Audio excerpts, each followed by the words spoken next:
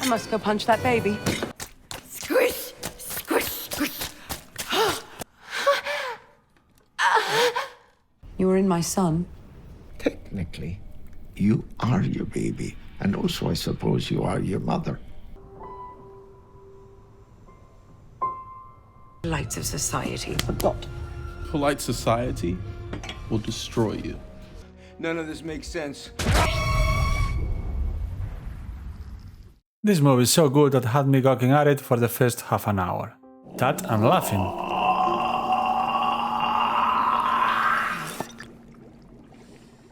A lot of laughing. Oh. Where do I start? The tone, the mood, the style, the cinematography, the costume design, the production design, the amazing acting. It made it sadder when ultimately the movie didn't stick the landing. At least not for me. Yorgos Lanthimos cinema has this reputation of crafting the edgier version of Wes Anderson's movies. That is, so artsy, but with Lanthimos you're going to get uncomfortable too. Really uncomfortable at times. It is artsy, but this style has a purpose, never more clearly so than in Poor Things. This is the story of Bella. Bella was brought to life by a Dr. Frankenstein that looks like Frankenstein's monster. Our good doctor put Bella's unborn brain into the head of her recently unalived mom. Bella is quite happy, as only toddlers can be. If that's not absurd enough for you, I don't know what to tell you. But it's not just her. Her surroundings are absurd, both heightened and confined. The people around her are absurd too. And beyond that, the tone, the mood, the style, the cinematography, the costume design, the production design, the performances themselves throughout the whole film. None of this makes sense. Everything is an exaggerated version of something else. And that's the point. The absurdity of the world that unfolds in front of us gives us enough distance to see what's happening with a different perspective. Because apart from the absurdist lenses, everything that actually happens in this movie, you know, the plot, it's perfectly real. A parent is excited with the development of his clumsy baby. But there comes a time when he needs a babysitter. There comes a time when the baby becomes a toddler, becomes a kid and wants to explore beyond the house. The parent, the babysitter, struggle, bargain, yell. So does the kid. Rather than obfuscate this conflict behind artificiality, the movie showcases the conflict using the artificiality. It puts the truth of that clash right on our faces. It's nothing more, nothing less than a desperate fight for control. The parent figures want to have a modicum of control over Bella and her changes. Not yet, not so fast. And she's just the pure instinct of self-discovery. This is a universal part of the human experience. We all are put on a track, reined in, guided, however you want to call it. What better way to put this reality to the test than with a coming-of-age story of a woman that's thrown into the world without having been really molded yet. But why a baby's brain in a grown woman's body? Well, because Makes no sense. even if you could put a baby's brain in a grown-up person's body, that doesn't mean you'll get this fast development. And you can't jumpstart a dead person either. The movie could have opted for not to justify any of this, go for a sort of Curious Case of Benjamin Button. It was essentially magic. But to make it really absurd, the movie needs to give it an explanation that ultimately doesn't make sense. And it's that lack of real meaning what, hopefully, will allow the audience to explore the themes the movie wants us to explore. Freedom and control. And exploring them with the necessary distance from our own reality, from our own experience with freedom and control. The idea is that if you can see the story from the outside, laugh at how nonsensical it is, then you can engage with the conflict between freedom and control without your own biases on the matter. Then it becomes really real. The movie for me succeeds at this in its first 4/5, and then it doesn't. So you have Bella's unhinged, free-spirited nature, a toddler in a grown-up's body, being a product of science. which is the main way in which humans exert control over our environment, and hints freedom born from control. And you have her existing in this steampunk Victorian era. The perfect idea of a society that wanted to explore how things work through science, but that also exerted a rigid control over people, particularly over women. Unhinged freedom born from control, science, in a time when people wanted to explore through the same means of control, science, but a time that was also one of harsh control over others, particularly women. 1, 2, 3. Freedom born from control in a time of search for freedom through control, a time of boundless possibilities that was also one of extreme control. In how many ways can this movie tell us? None of this makes sense. Everyone knows the Victorian era tried to control women, and specifically their sexuality. Not surprisingly, Yorgos Lanthimos focused his exploration of freedom and control on sex. And what did you get with that? A housemaid that, as any good British-ish help, carries on with all this, but cannot, in the name of Queen and country, or whatever proper British people said back then, she cannot in any way tolerate that the girl touches herself. That's just too much. Poor Mrs. Prim. Note that later in the movie, she has no problem with another young lady being turned into a living doll. In fact, she likes her much more because this one is much more doll-like, and thus more manageable and less likely to do what she wants. You get also an emotionally stunted parent that cannot handle any relationship with his daughter when she ceases to be a totally dependent baby. A man who reproduces the trauma inflicted on him by his own father, using the same excuse of science and rationality over feelings to avoid confront his own. Poor God. Note that he tried to have a more manageable daughter, and when she turned out to be, indeed, more manageable, he realized that it didn't bring him more joy. Quite the opposite.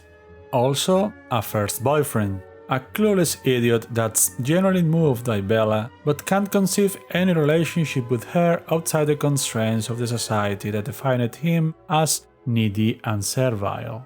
That's why Godwin chose him. And he chose well. The guy can't bring himself to build something with her in their own terms. He needs to refer to the father figure. Poor McCandles.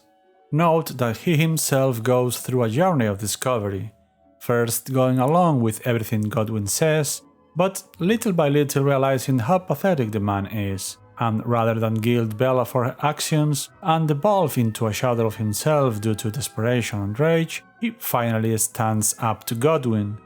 This growth is ultimately what allows him to bring Bella back. Finally, the first guy that tells Bella, okay, be adventurous, let's be adventurous together. A guy that's very clearly from the start the kind of slimy half-wit, boasting of being the real deal, the alpha male, and all of that. He provides a constrained and unexperienced person much necessary validation, but soon uncovers himself as a pathetic loser that doesn't even want a girl. He wants the idea of the girl he had in his mind, and the moment she doesn't accurately reproduce that, he panics and evolves into an extra pathetic shadow of himself. Poor Wedderburn. Note his crave for Bella is not about sex, even if he thinks it is. He tries to console her in other ways from the start. He snaps on her because she doesn't know how to be like he wants in public. When she leaves their forest-jumping nest without him, he is flabbergasted by her living without him, having experience without him.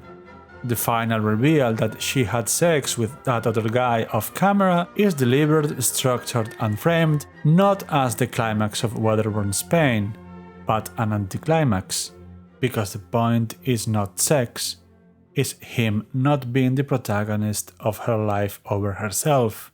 That of course involves sex, but sex is not, in fact, the point. Up to this moment, everything was perfect in the movie, if a bit awkward at times. Now Bella is outside with Wedderburn, the movie is going to get even better. And way more awkward, but not for what you think. At least not for me. The visuals are just amazing. This microcosmos of the romantic idea of Lisbon, both a tiny dollhouse version of it and expanding beyond imagination. The costume design, particularly Bella's, that manages to be everything everywhere all at once, Victorian, contemporary, futuristic, childlike and womanlike, without at any point being a mess. And in the middle of this, Wedderburn shows his true colors. Here's when I feel awkward, or more accurately, annoyed with Wedderburn. Because, man, if you believed you only wanted her for that, you found yourself a woman that doesn't have decades of social conditioning to be one thing or the other, that doesn't have real ex-boyfriends or heartbreak, that hasn't experienced any abuse or predation over her that can hinder her furious jumping. You could really be the Pygmalion of the freest sex goddess in human history if you just let her be a little. And you're screwing everything. Why? I get really awkward because I realize this reaction was my 12-year-old self still believing this kind of craving for control is about sex. Just like Wedderburn thinks it is. Because he's still a 12-year-old all the time, not just from time to time like me. I watched the movie in a small theater. We were about 12 people.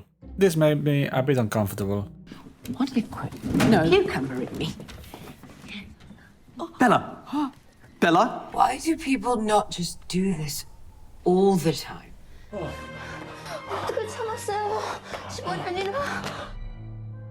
God gave you a gift, my friend. To aid things along, a finger in the arse, or a slight choking may do it.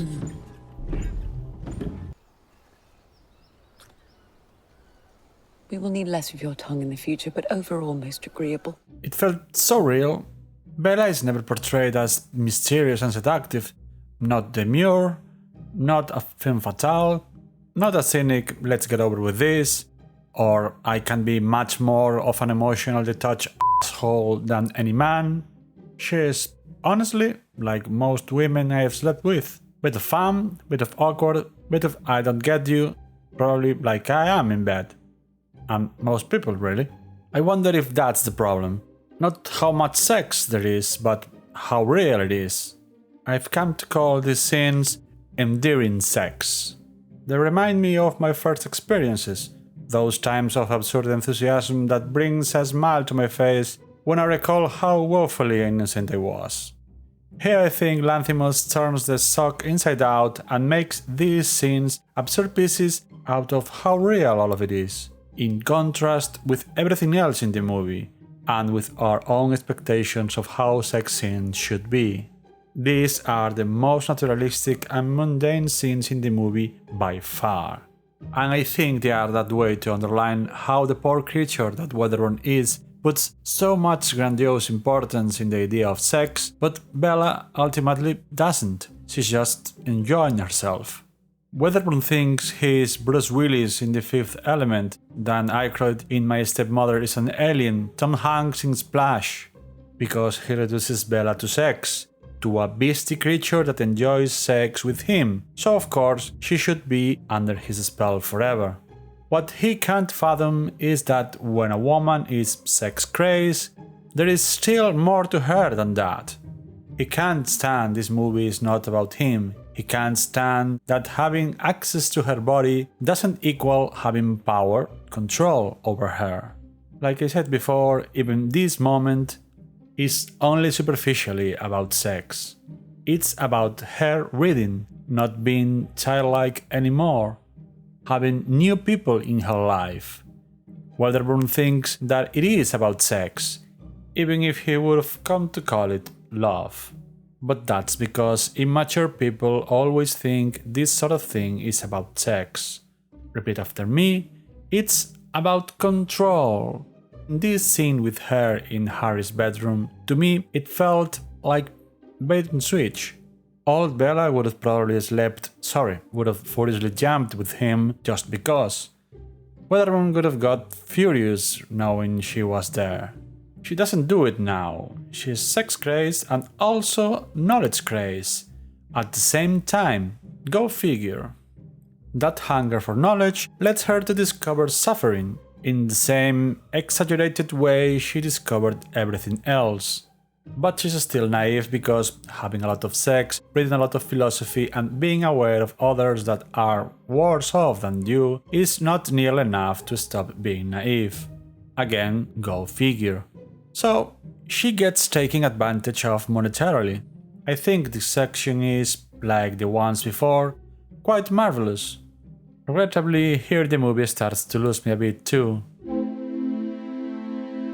There are movies that manage to fill half its runtime. Poor Things is not one of them. And it's not like any plot point seems superfluous. Her discovery with Harry carries all the elements of the movie. Harry is another poor thing, a guy that illustrates that absurd need for control as well as any of the others. So short of his nihilism philosophy masqueraded as stoicism. Bella simply states he can't bear the ugly side of the world, and instead of trying to do something, refuges himself into a sense of superiority using philosophy. At the same time, he says philosophy is useless. Just a broken little boy who cannot bear the pain of the world. Priceless moment, really. Maybe the movie tries to say too many things at the same time. Maybe it's a pacing. I can't quite put my finger on it. But it starts to feel long. The new section doesn't solve the issue, but doesn't make it worse, and because many interesting things happen here, the movie keeps its momentum well enough. Now Bella has to fend for herself. Wedderburn exits her life, still believing this is about sex, and she starts to make a living. The movie is blatant and surface level for the most part, so I thought it would fall into sex work is so empowering territory. But it doesn't. Bella learns how other women, different from Mr. Prim, those women preaching freedom and self-reliance, like Wedderburn did before to lure her, will try to control you too. Bella starts working with not so good experiences. She tries to exert control over her own work and loses before her employer. At the same time, she starts learning about socialism. As I said, the movie is not subtle. But as time goes by, she finds a sort of balance as all these new poor creatures pass in front of her, below her, over her, behind, you know what I mean. Then Wedderburn, fully mixing what he thinks it's sex but it isn't, it's control, with love, makes a fool of himself. In yet another not at all subtle scene. Bella has been up to this point an experiment that experiments with Wedderburn, food, Lisbon, dance, Harry, Martha, and she experiments a bit more here. If there is a constant in Lanthimos' filmography is humiliation through reducing people to animals. Everybody thinks she is the guinea pig, but as it happens, all these poor things are. Even so, it's a job like any other, and Bella's true growth comes, again, from reading, learning from her surroundings, making new relationships. It has good moments, bad moments, mostly meh moments. And the movie never loses sight of it being exploitative. Not because of the nature of the job, but because how the job is structured, with the boss in a position of power that would make blackmail of any other occupation.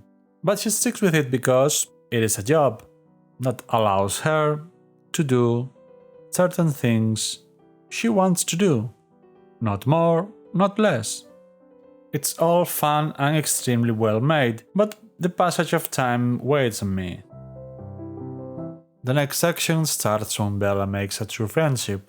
That it's sexual at times is no longer an experimentation, not an instance of control through sex or so-called love. Toinette discovers something new to Bella, something that was always there. It marks Bella's transition from outer explorer to inner examination. Navel-gazing is not bad in itself, quite the opposite if it's not the only thing you do. This happens in parallel to McCandles standing up to Godwin and finding Bella to inform her of her father's illness. She returns home, makes God confront his selfishness, and reaches an agreement with McCandles regarding their future. It can feel empty because it's so fast and so definitive, but to me it feels coherent with all the other absurd stuff. About Bella forgiving Godwin, if we think about it, she's forgiving a horrible, horrible man that did terrible things to her and repeated the process with another girl. But this is once again Lanthimos giving us distance through absurdity.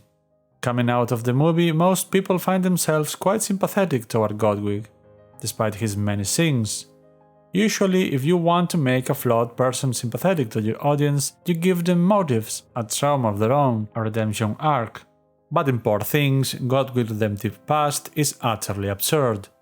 We see Godwin as a lovable person, but not exactly because he had an abusive father, or because his disfigurement and health problems. We do it because the ways in which Godwin was mistreated are a parody of abuse. My father pinned my thumbs into a small iron case to see whether he could retard the growth cycle of bones. My father took out my authentic and pyloric glands, so I must make my own gastric juices. Do you think my father could have branded me with hot irons on the genitals the way he did if he could not put science and progress first? My father once told me, always carve with compassion. He was a f***ing idiot, but it's not bad advice. This allows us to look from the outside at the way he uses said abuse to justify his own abuse of Bella, so we can see how absurd and pointless it is to reproduce generational abuse. If the movie had ended here and if it had given some tangible direction to Felicity, it could have been almost perfect for me. When Bella and McCandles were about to get married, the movie had essentially ended. It had shown us how many looked at this creature, Bella, one way or another as a poor thing, and how actually they were the poor creatures that cannot stand a woman free of social expectations. But then Wedderburn shows up. He located the husband of the woman whose body Bella is occupying, the general, who I guess is her father? She, of course, gets curious about why her mom ended her life and goes with him. She, who is his daughter inside his wife's body, None of this makes sense. goes to his house to resume her role as his wife. Absurd it certainly is. The general is the final stage for Bella, but for several reasons, he and the whole section since he shows up doesn't work for me. First, because he's supposed to be the one who had made a poor creature of the previous Bella, Bella's mom. However you want to say it, the root, the origin, and the final boss, all wrapped into one. Here the simplicity and lack of nuance of the movie starts to damage the story. Up until now, that blandness worked along with the general absurdity of the movie. But now, the absurdity fades away, everything comes too close to real life, and because of that the story ceases to feel real. The moment you make the reason behind the unaliving concrete, the idea of the movie, what makes poor creatures of all of us is the social expectations others put on us and we put on others, loses its punch. Especially if the reason was this. Yeah, he is absurdly evil, like everything else that is exaggerated in the movie. But it doesn't work when everything else had calmed down and then you show your harder steel and you make him so real. Because no, I guess no one waves a gun to their stuff just for fun, but rich people that are this rude is anything but removed from our own reality. And before the general, sex was just the focus of the story. The underlying point was control and freedom. Now it's all about sex. To the general, the root of everything is first and foremost sex, her sexual pleasure. And he makes it so concrete and literally inescapable that all absurdity disappears. There is the circumcision threat, mechanism included. This is no longer a pseudo-fantasy science of bringing Bella to life, or the bonkers abusive experiments God's father put him through. It comes across as something very real and very palpable. It ruins our ability to see it from the outside, and it makes the section itself feel like something out of another story. Then the final conclusion comes, and nothing improves. I guess putting an animal's brain inside the general is fitting. But because he has become too real, I start to infuse normal logic here. These animals are not fun, absurd creatures. They are the product of unimaginable torture. I see Felicity and I can't help but berate the film for not giving her a path. And we grappled with the moral implications of what Godwin did to Bella. But are we saying the same action is okay if the subject caused you pain directly and is a world-class monster? I guess Wedderburn is not bad enough to deserve this fate. Swiney either? But someone halfway then I'm the general? 3/4 way? Which exact crimes make you deserving of this? See? It ruins it. There are other things, like how Lanthimos seems contaminated by Hollywood's utter inability to put a woman as a lead in a movie and have a male equal, and not a bumbling idiot. I guess because they think if there is one, no one would buy the woman as a lead. The movie is great anyway, but it left a dull taste in my mouth because of this ending. Pity.